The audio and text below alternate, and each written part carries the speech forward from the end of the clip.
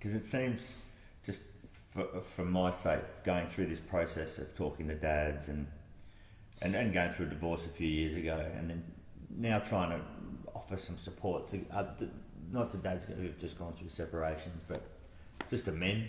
Well, you know, it's more than support. It's mentoring. It's teaching people. It's getting them ready, and that's what we don't have enough of. You know, these politicians stuff want to put their hand up. Come on, we're going to have all these people. They're going to come and help us when we go. They win the league. And that's it. We don't go and do these things. You know, we've got to do. We've got what we're doing today in a public forum.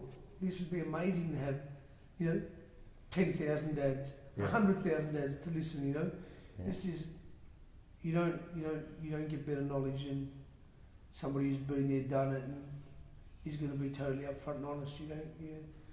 You know, money can pay for this. I done a talk a couple of weeks ago, and they were telling me ex-prime minister has been there and spoken and so on and so on. I said, Jeff, this was totally amazing. You know, I do some things for certain companies, and they befriend me, and you know, like their family now. So it's because I'm so open. I try to help people, you know, and I give them my time. I give them honesty. So I believe that, you know, what you're doing is great. Yeah. Thanks.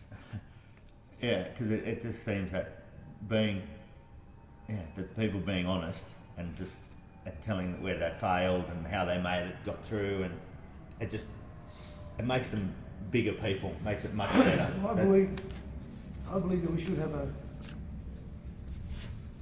subject in school is to learn about James Packer, to learn about his father. Mate, James worked his arse off to be where he is today. Although his dad, he was, you know, his dad was ruthless. He made sure that I wish I could have done them all, you know, although maybe I don't, but James never got his fame and fortune, was able to double it and do what he's done without being an unbelievable hard worker, somebody who has to roll their sleeves up and work every day, you know.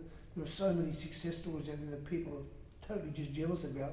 That's the biggest disease in the nation is not AIDS or cancer, it's jealousy. You know, people who are jealous and they run themselves down. Instead of being jealous, you go out there and tell you, look at that Jeff Fenech.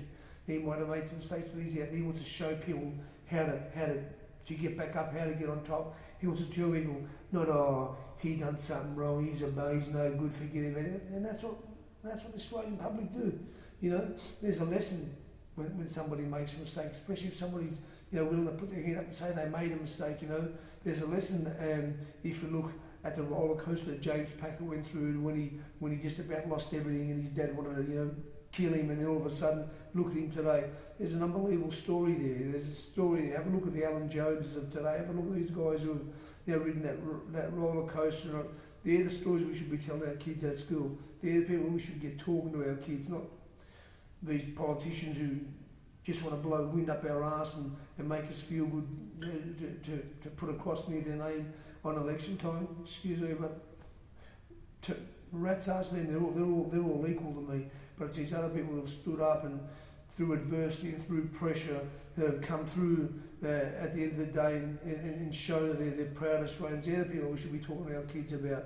You know, they're the people who should be going to the schools, not Julia Gillard or Tony Abbott. They don't need to go to school just to get votes and show that when you give kids a cuddle at this time of the year. Let them get out there and cuddle when they're freezing and go and put their hand in their pocket when they make more money than all of us together and go and feed some of these kids when they need it. Let them do that. That's all we'll know if they're real. They're not real. They're just. It's all just an act for when the show's about to start. Let them do it consistently. Let them do it when they're not Prime Minister anymore. Let us go and see if they do it anymore. Let them go and see if they're going to go and cuddle kids and travel when they don't need to. Yeah. That's when you see who the real people are.